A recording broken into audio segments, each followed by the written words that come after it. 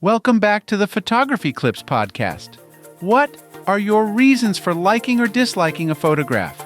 We make these decisions for many reasons, and some require more thought than others.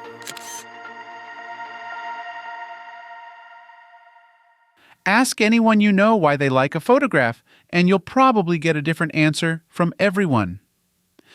There are as many reasons to like or dislike a photo as there are people.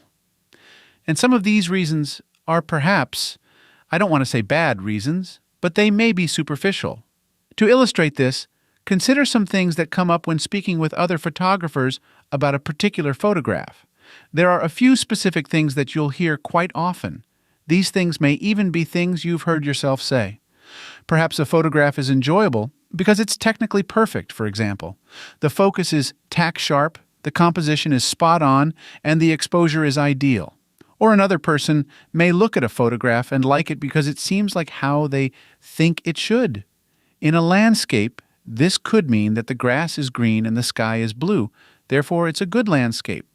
We may admire a photograph because we recognize the work that created it, complicated lighting setups, trips to an out-of-the-way place, and other things. Just as there are reasons like this for enjoying a photograph, there are also superficial reasons why people dislike photographs. I've often heard some sections of the photographic community pronounce that they don't like HDR photography because it's too colorful, or because some HDR photographers employ techniques that the observers find unenjoyable. That's just one example of how we generalize among many others. Even though I've said that some of these reasons are superficial reasons for liking or disliking things, to my mind, there can be no right or wrong reasons. Art is, after all, highly subjective. But there's a caveat. When we make superficial judgments or sweeping generalizations, perhaps we are missing the point of the photograph.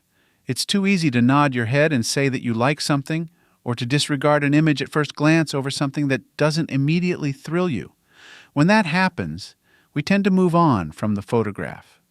Whether we like or dislike it, we've made our judgment and go on to look at other things. And that's why my favorite way to judge a photograph is to ask a simple question.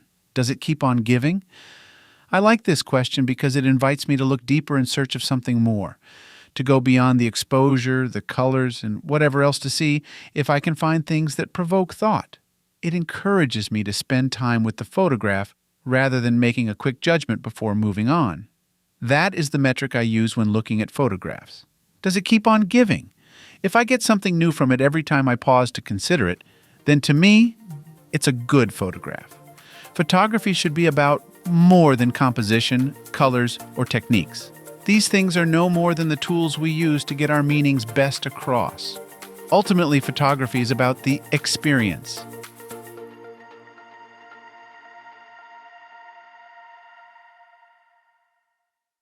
Thank you for listening and subscribing to the Photography Clips podcast. If you would like to learn more about my photography, please visit photographyclips.com. I hope you have a wonderful day. Now go and enjoy the beauty of God's creation through your lens.